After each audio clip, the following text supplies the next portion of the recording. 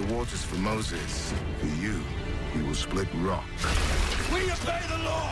Anything is possible.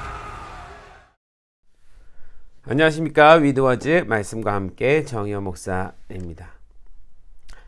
여호수아 6장 말씀을 오늘 같이 나누겠습니다. 여호수아 6장은 우리가 너무 잘 아는 말씀이죠. 여리고성을 무너뜨리는 장면이 이야기가 나오는데, 그 요단강 사건으로 인해서 여리고는 문을 굳게 닫았습니다. 출입하는 자가 아무도 없었더라, 이렇게 기록되어 있는데, 이제 여리고성에서도 만반의 준비를 하고 전투 태세를 갖춘 거죠. 성문을 닫았다는 건 이제 전쟁을 시작하겠다, 이런 의미인 것입니다.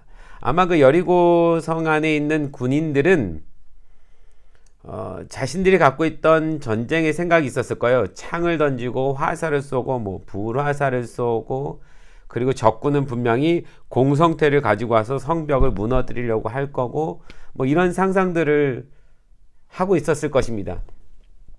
그런데 하나님은 여호수아에게 전혀 다른 방법을 제시합니다. 순서대로 보면, 첫째, 모든 군사는 매일 한 번씩 여리고 성을 돌아라 라고 말씀하셨어요. 그냥 아무 일도 하지 말고 아무 소리도 내지 말고 여리고 성을 그냥 한 바퀴 돌고 오라는 거예요. 두 번째, 여섯째 날까지는 한 바퀴를 돌지만 일곱째 날에는 7번을 돌고 그 후에 나팔을 불어라, 이렇게 말씀하십니다. 그리고 셋째, 그 양각 나팔이 길게 불려질 때 이스라엘 백성들은 큰 소리로 외쳐라. 넷째, 그러면 여리고성이 무너질 것이다. 이것이 하나님의 전략이었습니다. 이 이야기를 듣고 있던 여호수아는 어떤 마음이었을까요? 이 여호수아에게 이 하나님의 전략의 소리를 듣고 있던 이스라엘 백성들은 또 어땠을까요? 한 번도 들어보지 못한 전투 방식입니다. 그런데 놀라운 것은 여호수아와 그 이스라엘 백성들이 아무 불평을 하지 않고, 왜냐고 묻지도 않고, 어떻게 하나님 또 하실 거냐고 반문하지도 않고 그냥 순종하기로 결정합니다. 앞서 요단강의 기적도 경험했고, 길갈에서의 할례 사건을 통해서 하나님에 대한 완전한 신뢰를 갖고 있었기 때문에 그들은 전쟁이 하나님께 속해 있다는 것을 너무도 명확히 깨달았습니다. 그래서인지 그들은 순종함으로 그냥 나아가기로 결정합니다. 드디어 성을 돌기 시작합니다. 맨 앞에 무장한 정예 부대가 앞서서 행진을 합니다.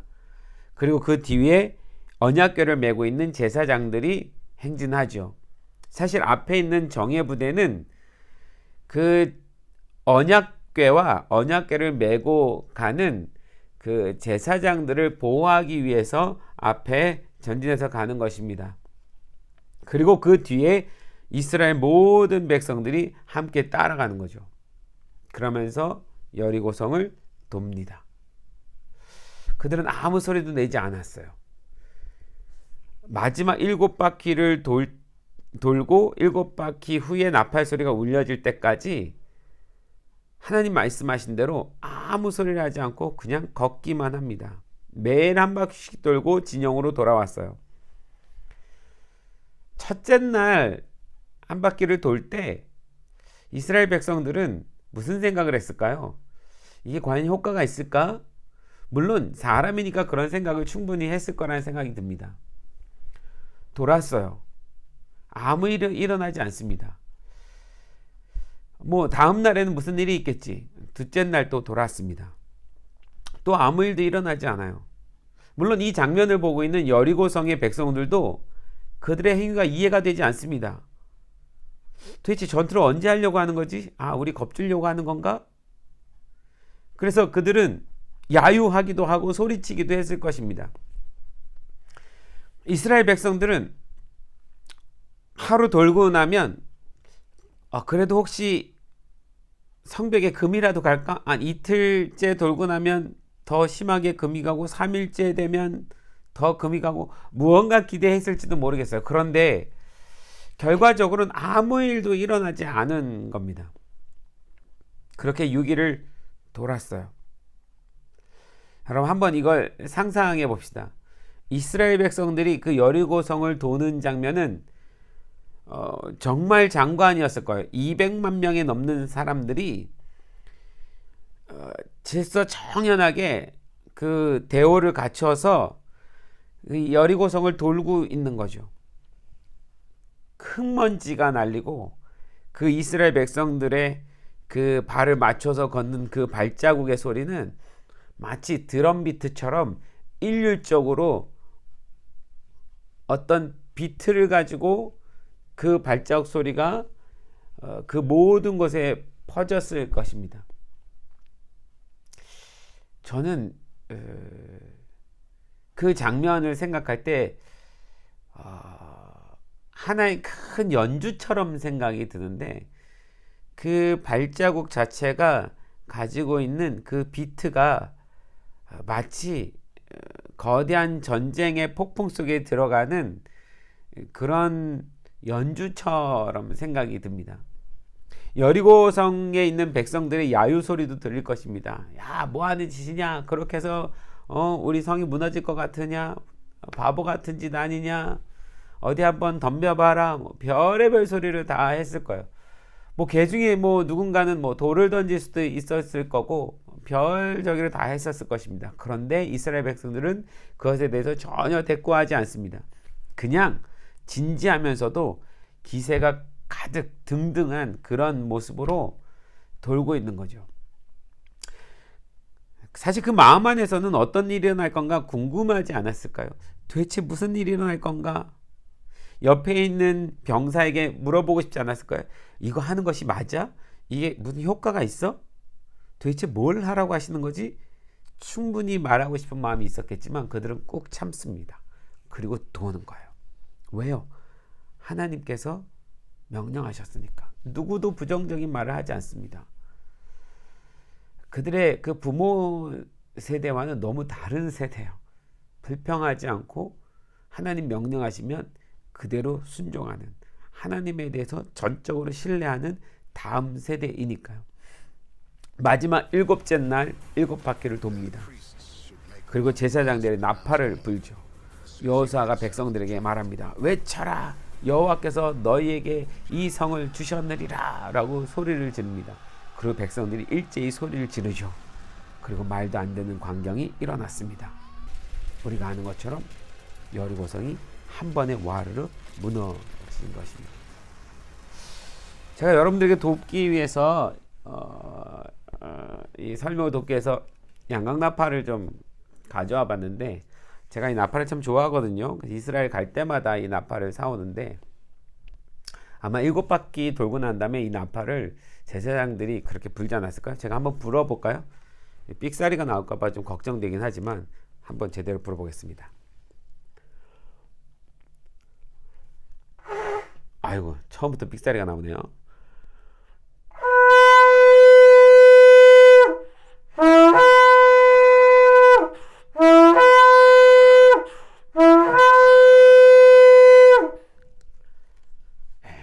이런 나팔 소리가 불려지고 난 다음에 이스라엘 백성들은 일제히 함성을 지른 거죠.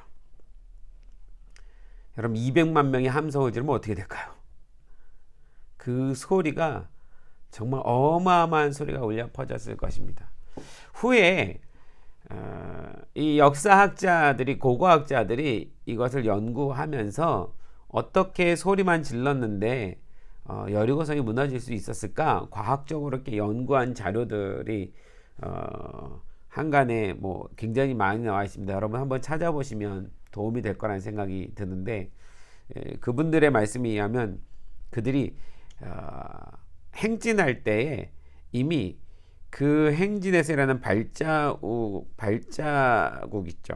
발소리. 그 발소리의 그 공명이 일률적으로 들렸기 때문에 여리고성의 벽, 성벽에 그 내부 안에서부터 균열을 가져다 주었고, 일제히 함성을 지를 때에 여리고성의 그 성벽이 무너질 수 있는 그 주파수 데시벨의 공명과 그 이스라엘 백성들의 소리치는 공명이 맞아 떨어져서, 그래서 그 소리로 실제로 무너졌다, 네, 이런 뭐 연구 결과 자료들도 있는데 저는 뭐 이래나 저래나 다 믿습니다. 하나님께서 가지고 계신 여리고성 전투에 있어서 전략이 무엇이었나요?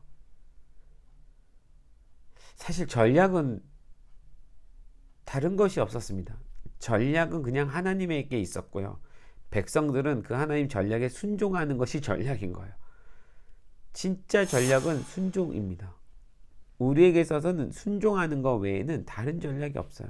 인간적인 생각으로는 도저히 말도 안 되는 전략이었지만 그 전략을 고안하시고 말씀하신 분은 온 세상의 창조주이신 하나님이시잖아요.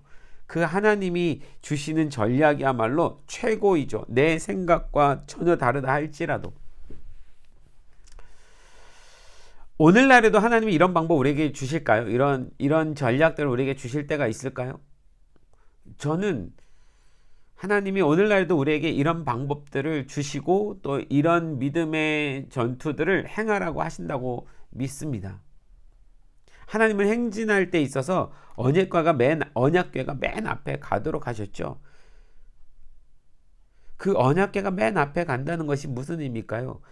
전쟁에 있어서 그 언약궤는 말씀 아닙니까? 하나님의 임재 아닙니까? 하나님의 임재가 맨 먼저 가고 그 하나님의 임재를 따라갈 때 하나님께서 그 전쟁을 승리하게 하신다라는 거죠.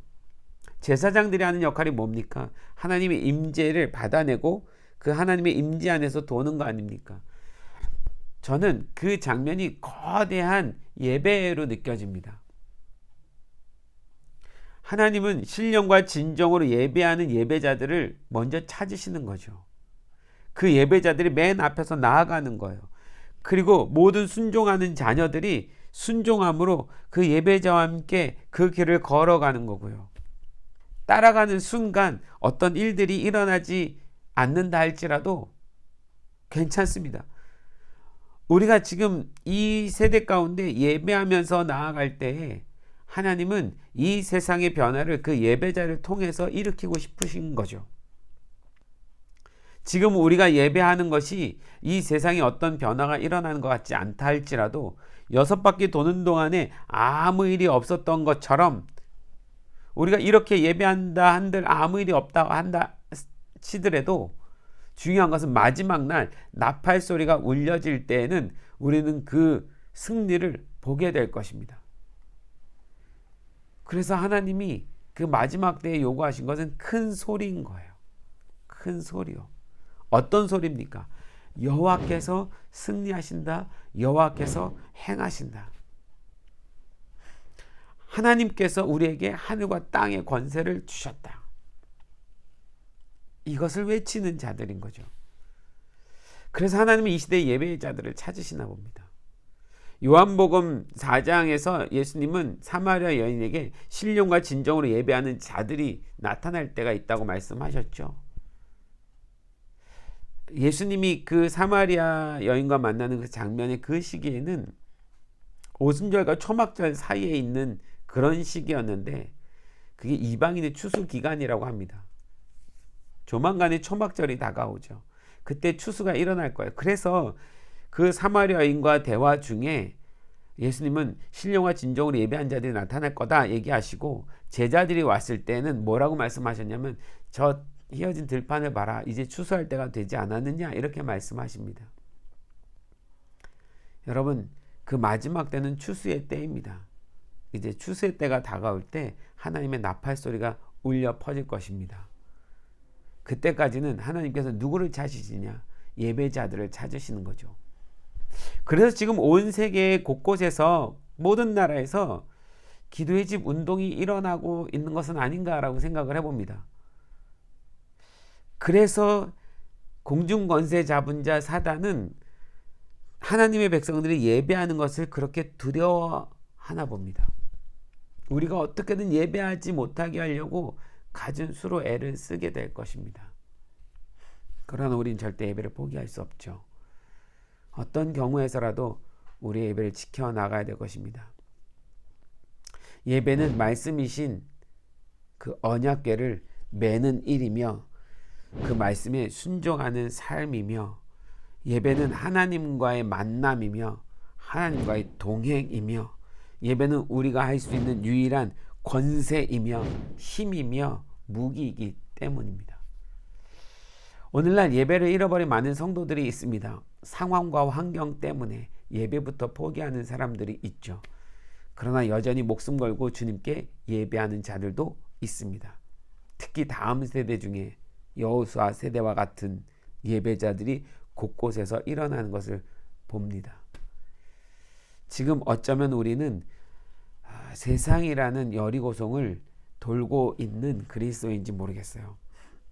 조만간 어둠이 지배한 사단의 권세 가운데 있는 이 세상은 무너져 내릴 것입니다. 그때 누가 구원을 얻을 수 있습니까? 마지막 나팔 불 때에 소리쳐 외친 예배자들이요. 그리고 유일하신 여호와 하나님만 구원이 있음을 믿고 고백한 라합과 라합의 가족들 같은 사람들이요. 여러분, 조만간 나팔 소리가 울려 퍼질 것입니다. 그 마지막 나팔이 울려 퍼질 때 우리는 하나님의 소리로 외치는 자들이 되어야 될 것입니다. 우리는 큰 소리로 여호와의 살아계심을 외치는 자들의 편에 서 있어야 할 것입니다. 여기서 성경에 소리라는 단어, 큰 소리를 외치라 할 때 이 소리라는 단어는 테루아입니다. 테루아는 신호, 시그널이란 의미를 갖고 있죠.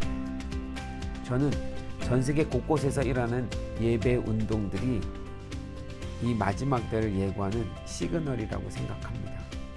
그래서 힘들고 지치고 어려워도 우리는 6바퀴를 조용히 돌면서 예배해야 되는 거죠. 세상이 우리를 조롱하고 야유하고 그런다 할지라도 우리는 예배함으로 이 시대를 지나가야 됩니다. 마지막 때에 7바퀴를 돌 때가 올 것입니다. 우리는 어쩌면 그 마지막 7바퀴를 돌아야 되는 시점에 있는지도 모릅니다. 이 시즌이 지나가고 이 예배 시대가 지나가면 나팔 소리가 들리겠죠. 이 영상을 함께 보고 계신 여러분들 모두 다 예배자가 되기를 소망합니다. 하나님과 동행하는 예배자요. 하나님께 순종하는 예배자요. 그 어디든 하나님과 함께라면 말씀을 들고 달려갈 수 있는 예배자요. 여러분, 깨어서 조용히 그러나 목숨을 걸고 그렇게 예배하면서 세상을 함께 달려갑시다. 돕시다. 나팔 소리가 들릴 때까지요. 주님은 이 시대에 우리에게도 그것을 원하고 있다고 믿습니다. 우리가 살고 있는 이 세상은 여리고처럼 언젠가 무너질 것입니다. 그때 우리 모두 주님과 함께 동행한 자로, 구원받는 자로 주님을 맞이하기를 소망합니다. 할렐루야.